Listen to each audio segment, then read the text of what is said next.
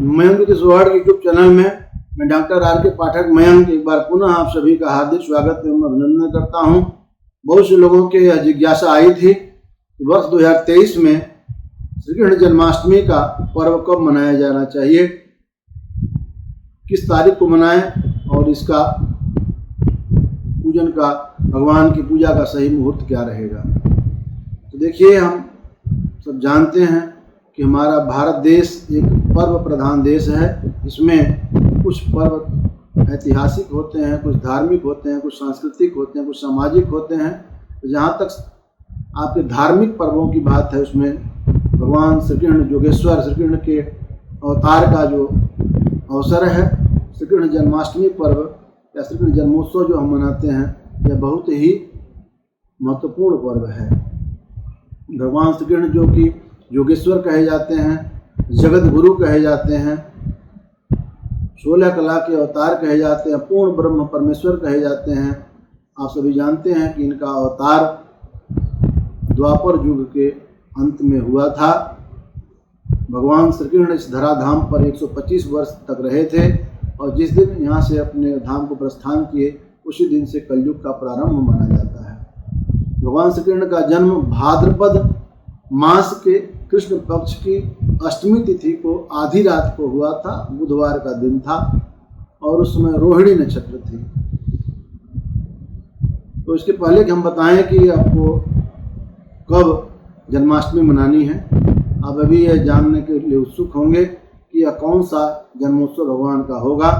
तो यह बता दें कि आप सभी को इस बार आप लोग 5250वां जन्मोत्सव भगवान श्री कृष्ण का मनाएंगे, क्योंकि 22 मार्च 2023 को कलयुग के 5124 वर्ष बीत चुके हैं और 125 वर्ष भगवान श्री कृष्ण इस धराधाम पर रहे थे। इस प्रकार से यदि हम जोड़ें तो 5249 वर्ष बीत चुका है भगवान के इस धराधाम पर आए हुए इस युग में। क्योंकि हर युग में अलग अलग प्रभु का अवतार होता है। तो वर्तमान जो युग चल रहा है, इसमें भगवान श्री कृष्ण के अवतार लिए हुए जो 5249 वर्ष बीत चुके हैं। इसलिए इस बार हम लोग 5250वां जन्मोत्सव मना रहे हैं। आप सभी जानते हैं कि 4 युग हैं, सतयुग, त्रेता, द्वापर, कलयुग। सतयुग की आयु होती है 17,28,000 वर्ष, त्रेता की 12,96,000 वर्ष, द्वापर की 8,64,000 वर्ष और कलयुग की आयु होती है 4,32,000 वर्ष। तो द्वापर का जो 8,64,000 वर्ष का जो द्वापर होता है, उसके अंत में 125 वर्ष बचा रहा तभी भगवान श्री कृष्ण का अवतार हुआ था, तभी भगवान का अवतार होता है। और 125 वर्ष तक भगवान रहे धराधाम पर और 524 वर्ष जो है अभी कलयुग के बीत चुके हैं। इसलिए हमने बताया कि हम लोग इस बार भगवान श्री कृष्ण का 5250वां जन्मोत्सव मना रहे हैं। अब बात आती है कि श्री कृष्ण जन्माष्टमी 2023 में कब है, 6 सितंबर को मनाएं या 7 सितंबर को, यह लोगों के मन में कौतूहल है या मन में जिज्ञासा है।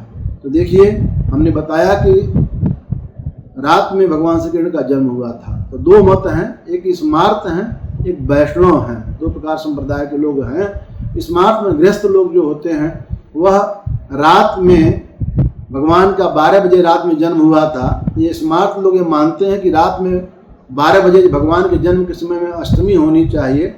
रोहिणी नक्षत्र हो तो और अच्छी बात है, यदि रोहिणी नक्षत्र न हो तो भी रात में अष्टमी होनी चाहिए। दिन में सप्तमी हो कोई बात नहीं, 12 बजे रात को अष्टमी होनी चाहिए।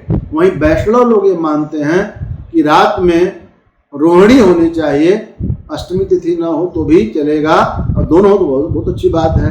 तो इस बार की बात करें तो 6 सितंबर को विश्व पंचांग के अनुसार 6 सितंबर को अष्टमी दिन में 15:38 यानी 3:38 से प्रारंभ होगी और अष्टमी तिथि 7 सितंबर को 16:13 माने दिन में 4:13 तक रहेगी। और अर्थात 7 तारीख के रात में, मतलब 6 तारीख की आधी रात को जब 7 लगता है, माने 6 तारीख की आधी रात को भगवान श्री कृष्ण का जन्म का जो समय होगा, उस समय अष्टमी तिथि रहेगी। माने 6 तारीख के आधी रात की बात मनाना है। और रोहिणी नक्षत्र की बात करें तो रोहिणी नक्षत्र भी 6 सितंबर को ही प्रातः 9:19 पर ही लग जा रही है और यह 7 तारीख को सुबह 10:24 तक ही रहेगी। अर्थात इस बार 6 सितंबर के आधी रात में रोहिणी नक्षत्र भी होगी, अष्टमी तिथि भी होगी।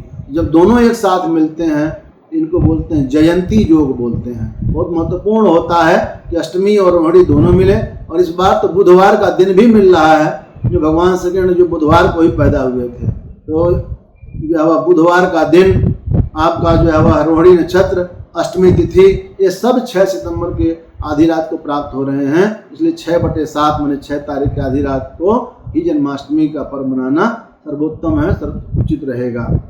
और इसमें आप सभी जानते हैं कि यदि रोहिणी नक्षत्र और अष्टमी तिथि दोनों एक साथ मिलती है, जयंती योग में जब हम श्री कृष्ण जन्माष्टमी का पर्व मनाते हैं तो यह बहुत ही पुनीत होता है। हाँ, कुछ लोग ऐसे हैं जो कि उदया तिथि को ही प्रधानता देते हैं।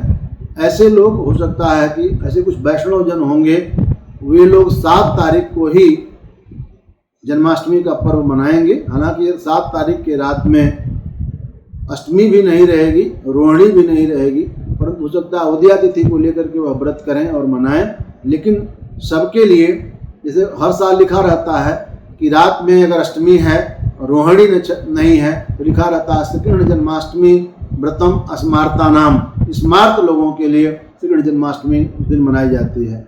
लेकिन जिस दिन रात में रोहिणी रहती है, अष्टमी भले न हो, उस दिन लिखा जाता है श्री कृष्ण जन्माष्टमी व्रत वैष्णवा नाम, वैष्णव के लिए होती है। लेकिन रात में अगर अष्टमी है और रोहिणी भी है तो होता है श्री कृष्ण जन्माष्टमी पर्व सर्वेशाम, ये सबके लिए होती है।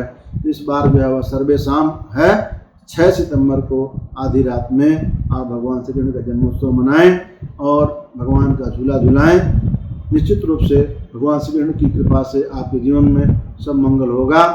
यदि आपने हमारा चैनल अभी तक सब्सक्राइब करके बेल आइकन भी प्रेस कर लें और ऐसे महत्वपूर्ण जानकारियों को देखते रहने के लिए हमारे मैं इस वर्ड से जुड़े हैं। आपका बहुत बहुत धन्यवाद। भगवान श्री कृष्ण की कृपा से आपके जीवन में सब मंगल ही मंगल हो।